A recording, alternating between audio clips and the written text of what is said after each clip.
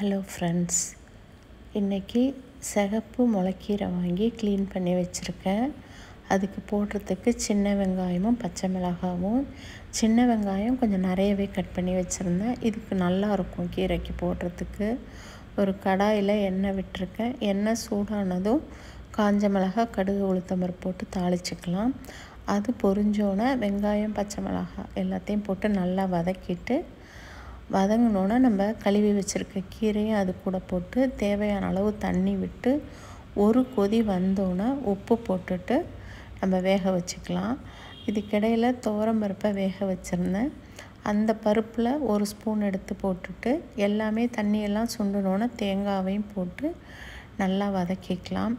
இந்த கீரை பொரியல் சாம்பாருக்கு நல்லாயிருக்கும், ரசத்துக்கு நல்லாயிருக்கும், சாதத்தில் பிசைஞ்சு சாப்பிட நல்லாயிருக்கும், புளிக்குழம்புக்கு நல்லாயிருக்கும், எல்லாத்துக்குமே ரொம்ப நல்லாயிருக்கும். இது ரொம்ப ஹெல்த்தியாக இருக்கும், எல்லாருக்குமே தெரிஞ்சது தான்.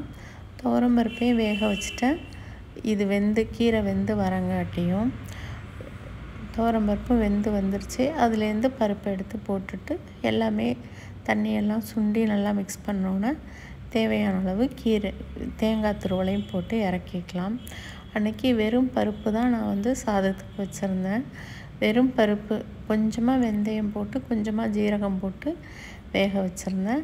அந்த தண்ணியை வடிச்சிட்டு அந்த தண்ணியவே மற்ற பொரியலுக்கோ குழம்புக்கோ யூஸ் பண்ணிக்கலாம். அந்த பருப்பில் நெய், உப்பு போட்டு சாப்பிட்றது இது எங்கள் வீட்டில் எல்லாருக்குமே பிடிக்கும். இதுக்கிடையில் சாதமும் வச்சுட்டேன்.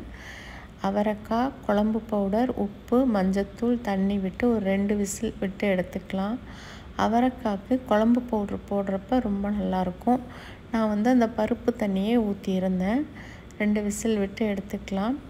இந்த அவரைக்காய் பொரியலும் சாம்பார், ரசம், தயிர் சாதத்தில் பிசைஞ்சு போட்டு சாப்பிட்றதுக்கும் ரொம்ப நல்லாயிருக்கும். தாளிக்கிறதுக்கு காஞ்ச மிளகாய், பூண்டு, கொஞ்சம் ஜீரகம் இருந்தால் போட்டுக்கலாம். அன்றைக்கி என்கிட்ட ஜீரகம் இல்லை, அதை நல்லா தட்டி வச்சுருக்கேன். அதுக்கடையில் அது 2 விசில் விட்டு வந்துருச்சு. ஒரு கடாயில் எண்ணெய் விட்டு அந்த தட்டி வச்சுருந்தது கூட போட்டு வேக வச்சுருந்த அவரைக்காயும் அது கூட போட்டு அது தண்ணியெல்லாம் சுண்டினோன்னே நம்ம கீரை தேங்காய் துருவலை போட்டு இறக்கிக்கலாம். இதுக்கு 2 பாசிப்பருப்பை வறுத்துட்டு தாளிக்கிறப்பையே வறுத்துட்டு போட்டாலும் அது ரொம்ப நல்லாயிருக்கும். இதையும் சாதத்தில் பிசைஞ்சு சாப்பிட்றதுக்கும் ரொம்ப நல்லாயிருக்கும். சாதமும் ரெடி ஆயிடுச்சு. அன்னைக்கு லஞ்ச் பிளேட் எங்களுக்கு இது தான். மல்லி தொக்கோ